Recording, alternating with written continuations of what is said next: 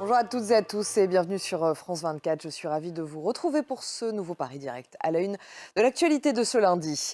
Taïwan sous pression après. Et dans un quart d'heure, nous irons aussi en Irlande du Nord. L'Irlande du Nord qui marque aujourd'hui le 25e anniversaire de l'accord du Vendredi Saint. Un accord de paix qui a mis fin à 3 décennies de conflits entre catholiques et protestants nord-irlandais. Des cérémonies sont prévues aujourd'hui. Joe Biden, le président américain, sera présent 25 ans après. Où en est la situation? Nous verrons ça dans 15 minutes. Mais d'abord le journal. La Chine continue de mettre de la pression sur Taïwan. Aujourd'hui, elle organise des manœuvres à Tirel dans le détroit de l'île. Depuis 3 jours, Pékin mène un exercice d'encerclement total de Taïwan, exercice destiné à protester contre la rencontre de la présidente taïwanaise avec le président de la Chambre des représentants américains la semaine dernière. Pour en parler, nous retrouvons notre correspondante à Shanghai, Lou Kissiela. Bonjour Lou. Alors après 2 jours de simulation, la Chine passe à l'action, même si, bien sûr, cela reste un exercice.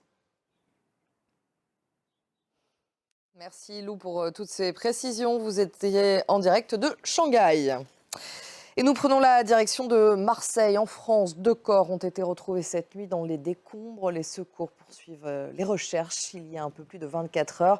Une gigantesque explosion a soufflé notamment un immeuble de 4 étages dans le centre de la ville. Au moins 8 personnes manquent à l'appel.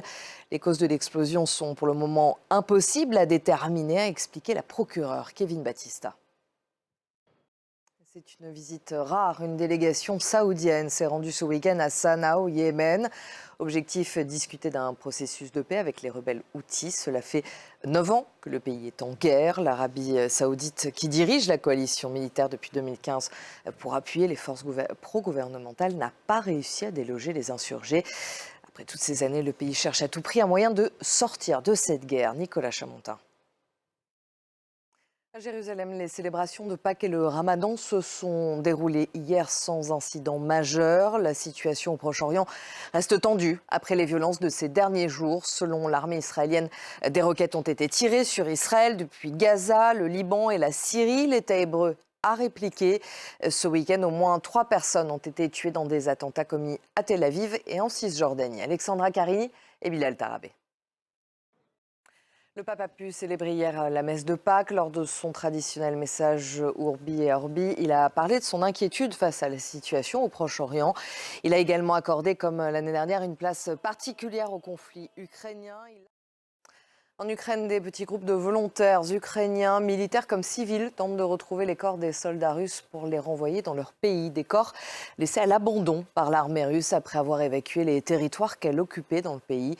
Notre correspondant Gulliver Krag a accompagné l'un de ces groupes dans la région de Kharkiv. Voici son reportage.